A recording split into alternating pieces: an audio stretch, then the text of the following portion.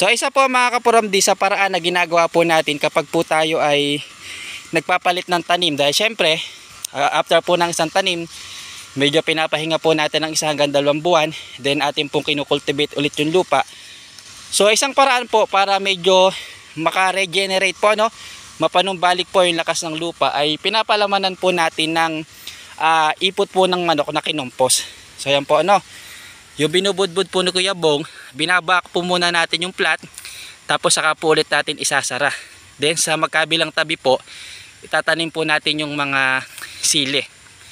So yan po, no? So ito pong hinahakot po ni Kuya Bong, ito po ay mga compost na ipot po ng manok.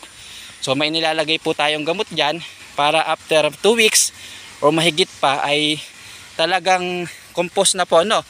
Yung pong mga ipot.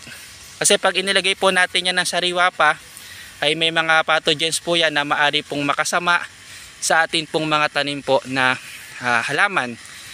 So yan, so dahil yan po ay compost na, pagkatapos pong mailagay yan at masarhan, lalatagan naman po natin yan ng plastic mulch, then bubutasan po natin at dun po ay pwede na po nating ilagay yung ating pong mga seedling. So sa area po na ito, ang itatanim po natin ay mga sili.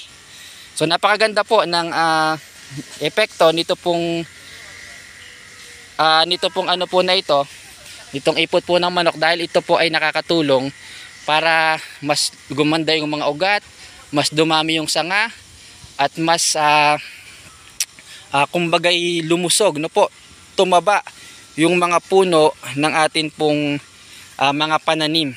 So yan po yung concentrated nitrogen po ang mga ipot po ng ibon, lalo na po itong ipot ng manok na karaniwan pong ginagamit ng ating mga ka-farmers. Hanggang dyan po at mag-update po tayo hanggang si Kuya Bong po ay matapos. Yun, no? Kaway naman dyan sa ating mga